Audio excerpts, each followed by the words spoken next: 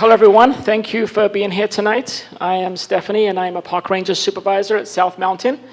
And yes, I am a retired Mesa Sergeant for 25 years. So now I'm enjoying life as a park ranger. And before we get started, I have my boss and my boss's boss here. So please make me look good and maybe a standing ovation when I'm done or something. So I get some, I'm still pretty new, I'm still on probation, so I need to make sure that I look good. Okay, so I was asked to talk about South Mountain Park and what park rangers do, and then open it up to any questions you might have. So we are assigned to South Mountain Park. We have different park districts. We have one in North Mountain. We have East, which is like Papago Park and Camelback. We have obviously South Mountain Park. We have Rio Salado. And we also have a Flatland Unit, which handles the parks that aren't the mountain preserves. As part of a park, South Mountain Park, it is about 16,000 acres, and we have 51 miles of trails. And when we are fully staffed, which we're still hiring, and we're hoping to be fully staffed soon, we will have 14 park rangers full-time, 2 part-time rangers, and then supervisory staff, which may sound like a lot, but that's covering 7 days a week, 2 shifts. So we usually have maybe 2 or 3 rangers at a time. And that's to cover the whole 16,000 acres. It can take us anywhere from 45 minutes to an hour, depending on traffic, to get from the central location round to the other side of the mountain. So we sometimes can be spread a little bit thinly. At South Mountain, we also have what's called the South Mountain Environmental Education Center. That's operated by the same organization, ACNC, which operates the Phoenix Zoo. And they provide, they have a museum there, and they also provide programming and services to the public. We also have a ranger that we have stationed at that when it's open. So what exactly do rangers do? We may look cool just walking on a trail or riding in a truck, but we actually do have lots of different jobs that we do. Everything from trail maintenance. If you have, we have lots of trails. I get mentioned 51 miles of trails. Unfortunately, they don't stay looking pristine all the time. Everything from erosion, when it rains heavy, to just use of the trail. We have to go out constantly and maintain them. It could just take raking over. It could actually mean redirecting the path of the water so it doesn't get washed out even more. Sometimes we have to even completely redo a trail. We do education. One of the things we do is we have a thing called Take a Hike, Do It Right, for example. We have over 200 people a year in Phoenix who we have to do mountain rescues on. It can be anything from someone breaking their ankle to just say that you haven't done anything other than watch Netflix for the last 6 months and eat pizza. And then your friend says, hey, let's go for a hike. And you're thinking, that sounds fun. I used to do that when I was young. So you put on your tennis shoes once you find them. You try and find your pair of sweats, which you had somewhere, and you jump out on a trail with your friend. And you start hiking up that trail with your 1 bottle of water. And then suddenly you realize this was a mistake. That's one of the things the rangers do. We work with the fire department and we have to rescue people. And I put this flyer on the back there. It's basically the Phoenix has a program called Take a Hike, Do It Right. And the whole point of this is to hopefully, you will look at this, and before you make a decision, you're going to go on this hike with your friend, you will do certain things. First, you will make sure that you pay attention to the weather. Even in Arizona, when it's not 110 degrees outside, you can still get dehydrated. We have a lot of mountain rescues happen when it's cooler outside because people still will get dehydrated. Dress appropriately. Wear sunscreen, wear hiking shoes. We have people show up in flip-flops, believe it or not, we do. Bring lots of water. The people never seem to have enough water, especially when they go on a hike. They'll bring like one of these bottles of water, and they'll think that's good enough.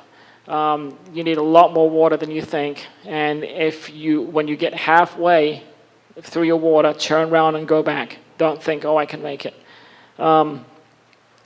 Let someone know where you're going, or team up with someone so people know that you're out there. And be honest, if you have medical conditions, if you haven't hiked in many, many years, be honest with yourself, okay? It's okay to start gradually. Also, we are a mountain preserve. We have trails, so please make sure that you stay on the marked trails. One of the things we want to do is we want to keep this South Mountain good for generations to come. And the way we do that is we want to keep people on the trails that we have marked out. There are some, you may see a cool, I have a geology degree, so I love the rocks, and you may see a cool rock formation and want to go off and see it, or maybe you see a nest over there, or hey, there was a coyote.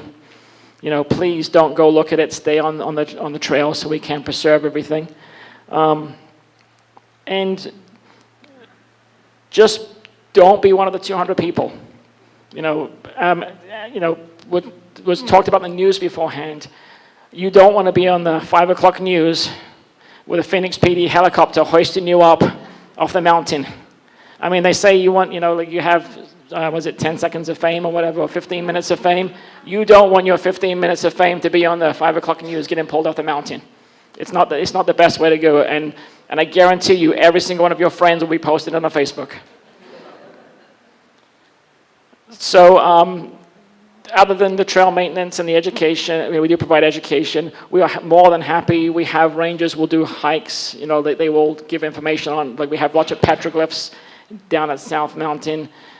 We have rangers will give a petroglyph hike or different educational things. We'll be happy to talk to you about trails.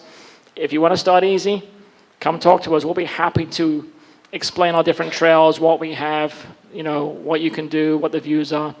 If you want to drive up to the top, we have 3 lookouts.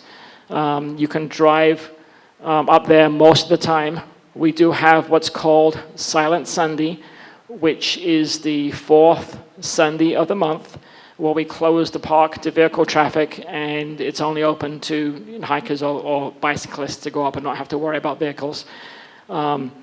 We also, another thing we do is we have a road called Juan Road, which is towards the west end of the mountains, and the mountain ranges. And San Juan Road is normally closed, but then to vehicle traffic, so people can ride bikes or hike along there if they choose. And then on the first full weekend of the month, we open that up to vehicle traffic. And we actually have lookouts on the west side that you can go and view. So that's what I have as far as park rangers go. We do enforcement too. That's one of the things. We try to do education first. We would rather not write tickets. We do have the authority to write civil and criminal citations. So if we want to, we can really ruin your day. We would rather not, but if you decide that instead of parking on the parking lot, I'm going to go ahead and park, on the dirt over here, then you might get a parking citation. If you decide to drive through the park, you might get a citation or a criminal citation. If you decide to have your dog off leash, same thing. We generally like to educate people, especially if we don't think they know, they weren't aware they were doing a violation. But at the same time, we can issue civil and criminal citations for Phoenix City codes if needed. So that's basically my spiel. Does anyone have any questions? Okay, so in fact, we've been notified about this recently. As I mentioned, although we are South Mountain, sometimes we will come out if we have an issue on one of the parks on this side. We will keep an eye on it. But we also have what's called a Flatland Unit, which was started recently. We have several rangers whose duty it is to patrol the flatland parks, the parks that aren't part of the preserves. Now, there's a lot more parks than there are rangers. But what will happen is if you call and you let us know there's an issue, then they will try and divert their attention. And between us and them, we will do our best. As I mentioned beforehand, sometimes we are not able to be over there when it's happening because we don't have a lot of staff.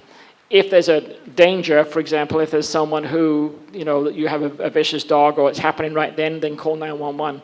And the police, because the police have the authority to take care of it. They can, obviously write the same citations we can. But we will be, do what we can to, to catch people and prevent it if we can. It would depend on what was happening. If you have a vicious dog, if you have an emergency situation, then it would be 911. If it's just, hey, I was at the park today and there was someone who had a dog off leash, then you could contact us. Or if it's a stray dog, you can contact animal control. It just depends on what's happening at the time. Animal control does handle stray dogs. They do have the authority to enforce things like dogs off leash, etc. But like us, we have to be there at the time and catch the person. So if it's an emergency, you have a vicious dog, it's the police are going to be the best to cope with it. But if it's not an emergency, then you can call us or you can call animal control. The question was, does someone get charged for a mountain rescue? And as far as I know, they do not. He's like, yes, they do not get charged. My boss has just confirmed that. So yes, there have been, I know some places have talked in the past about charging people when they, like for example, you have someone drive through a wash, etc. But as far as mountain rescues go, they don't get charged for that. We want to make sure that if someone needs the assistance, we don't want someone who's super dehydrated and they really need medical attention. We don't want them worried about, having to pay a fee and not call in when they need the help. So we want to make sure that the number one goal is the person is safe. Anyone else? Okay, thank you very much.